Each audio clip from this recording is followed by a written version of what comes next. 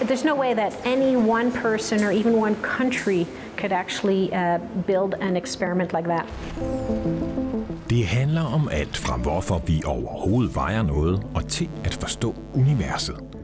It really is deeply connected with the structure of the universe. Når vi fortæller historien om en af menneskehedens største opdagelser, kulminationen på flere årtiers arbejde for tusinder af verdens dygtigste forskere. It totally looks like science fiction down there. The scale of equipment is incredible. Men faktisk begynder den her historie allerede for 100 år siden med den danske forsker Niels Bohr. For det er hans idéer og verdenssyn, som er med til at starte det projekt, som senere vil prøve at løse en af universets dybeste gåder. Niels Bohr is one of the founding fathers of CERN. And we have now to show to the rest of the world how beautiful this discovery is.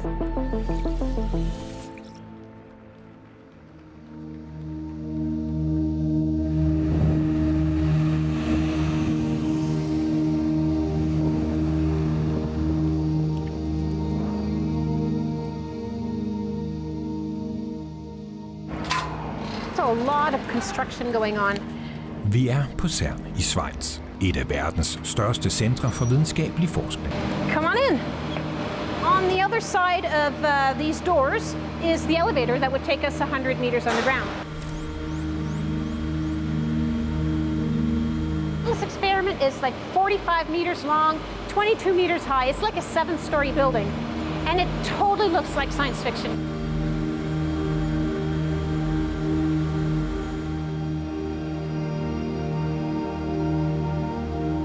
Og hvis du tænker, at den her, en forskerbygget gigantisk detektor på 7.000 tons er stor, så vent til du ser resten af forsøgsopstillingen. Men inden vi gør det, så skruer vi lige tiden 10 år tilbage, til dagen for offentliggørelsen af CERNs hidtil vigtigste opdagelse. 10 years ago, July 4th, around the world it was announced the discovery. Efter mange års forsøg finder forskerne på CERN endelig det, de har jagtet i årevis. This distribution is extremely clean, except one big spike here in this region here. Og beviset er det her, en pukkel på en graf. These things are so rare that when they happen, they're just so profound. It's a once in a career event.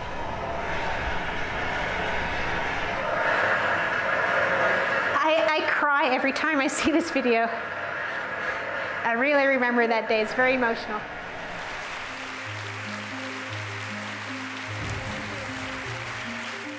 We've been working day and night. And when I entered the auditorium, it was so special because, it was like a relief, and to say, okay, now we have found it, we are there, we have now to show to the rest of the world how beautiful this discovery is. And so while going through the slides and showing evidence, it was like going through all those decades of hard work of thousands of scientists, but it was beautiful. Hvad det var, forskerne fandt den dag for 10 år siden, kommer vi tilbage til.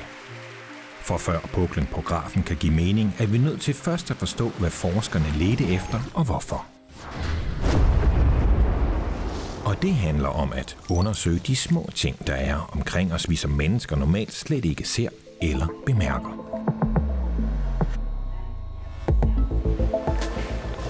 So what we see here in this cloud chamber is like very small clouds produced by charged particles. So particles are everywhere. And what we have here was one of the first types of detectors that we had, where we realized that there were all these particles. Forskerne på CERN er altså på partikeljagt. Og for at få en idé om, hvad det egentlig vil sige, så lad os begynde med et hår. Og så fortsætter vi ned i størrelse. Forbi størrelsen på en celle, og videre ned, og endnu længere ned. Helt ned til et enkelt atom. og så videre helt ind i atomets kerne. Her findes blandt andet de partikler, som hedder protoner, og de består så igen af de mindste byggesten, som vi kender til i universet, såkaldte kvarker, som holdes sammen af noget, der hedder gluoner. Men alt det her vidste forskerne allerede dengang for 10 år siden. Der var bare et stort problem. Med alt det, de vidste, og de teorier, som bandt det hele sammen, så kunne de stadig ikke forklare, hvorfor nogle ting i universet overhovedet havde masse, altså vejer noget. Der manglede noget i teorien i forhold til virkeligheden.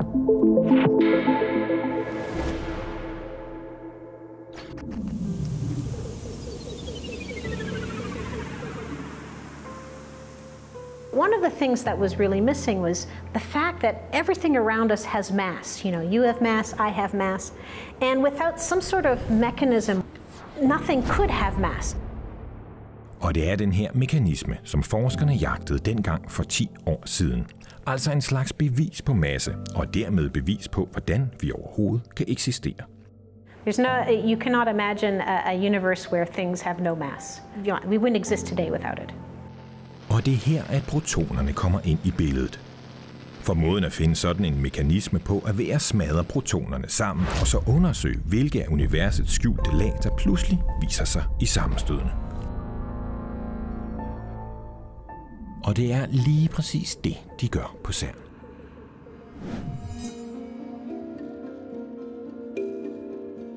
Over jorden ligner CERN et hvert andet sted, altså bare fyldt med tusindvis af forskere. Men under jorden findes noget helt specielt.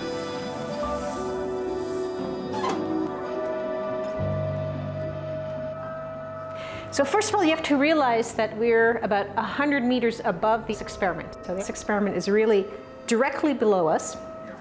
We are now going down as we're rotating a little bit. Under jorden, 100 meter nede, ligger et 27 kilometer langt rør i en cirkel. Det er en såkaldt partikelaccelerator kaldet LHC, som kan accelerere stråler af protoner op nær lysets hastighed og smadre dem sammen.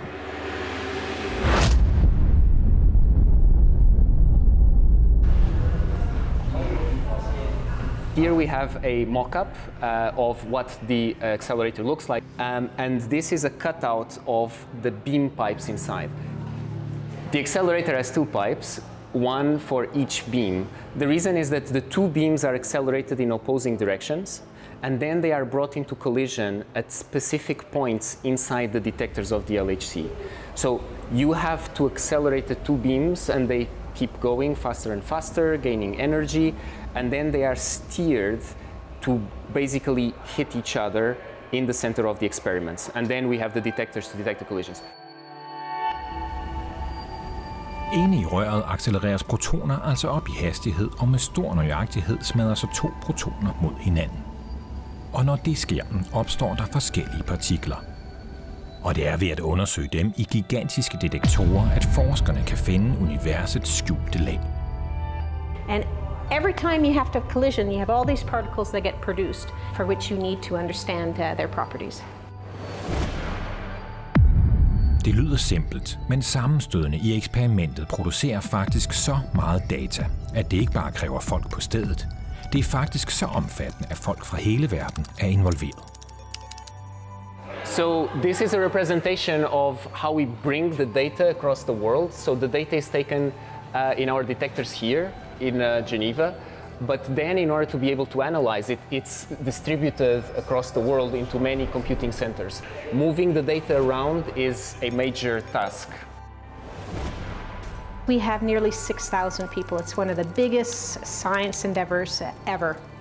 There's no way that any one person or even one group or even one country could actually build an experiment like that. Og det med samarbejde på kryds af lande og mellem nationer for forskningens skyld er lige præcis CERNs DNA og går helt tilbage til grundlæggelsen og ikke mindst den danske fysiker og Nobelprismodtager Niels Bohr.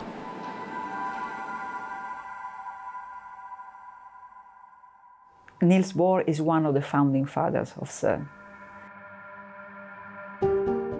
Niels Bohr er blandt andet kendt for at lave den første, lad os kalde det forholdsvis korrekte model af, hvordan et atom ser ud.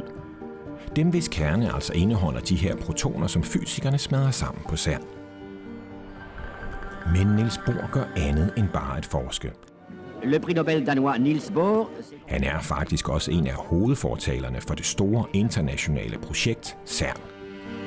Ja, faktisk betyder han så meget for tilblivelsen af CERN, at det er ham, som med en sindrig løsning med champagne indvier den første partikelaccelerator på stedet.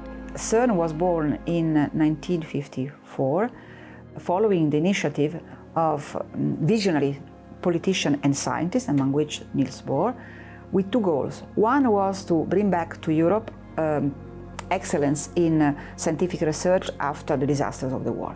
And the other one was to promote peaceful collaboration between European countries through science. So this motto of science for peace is exactly what Niels Bohr had been promoting, and that was really then transferred to CERN. Og den filosofi om fælles videnskabeligt samarbejde fortsætter alle årene frem, og er altså også en af de vigtigste grunde til, at forskerne den dag for 10 år siden med et af verdens største eksperimenter kunne fremvise puklen på grafen. Men hvad er det så, den pukkel egentlig viser? One big spike here in this region here.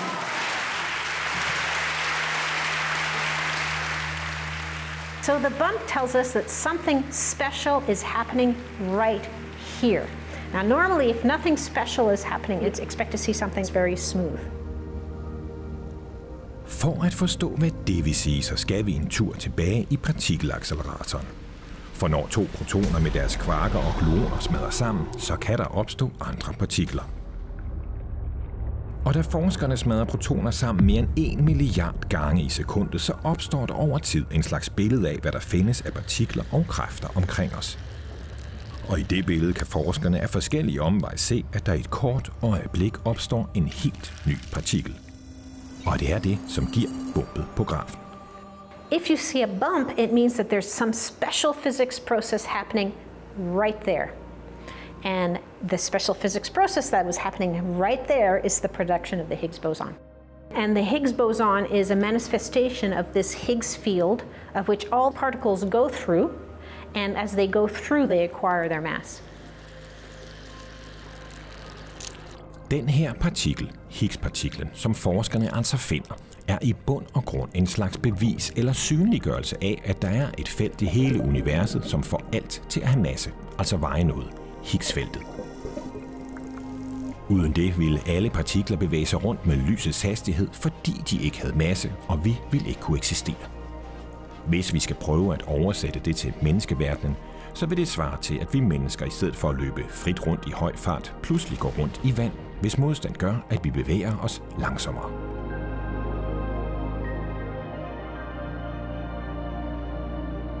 Alt det her er jo vildt nok i sig selv. Men forskerne på CERN er slet ikke færdige med at lede efter partikler og skjulte ting i universet. Man kan måske endda næsten sige, at de knap nok er begyndt.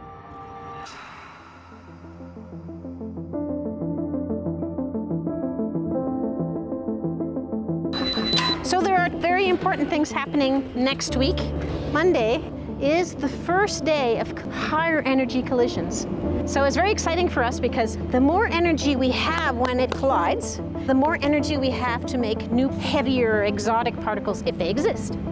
Such that, in fact, even though we've been running for about 12 years now, we've only collected about 5% of the information that we plan on collecting. And the best is still to come, really. Vores fremtidige undersøgelse af verden og universet omkring os fortsætter altså med partikelsammenstødene på CERN. Det gigantiske forskningsprojekt, som den danske fysiker Niels Bohr var med til at starte, og som måske kan give os svar på mange flere af universets gåder.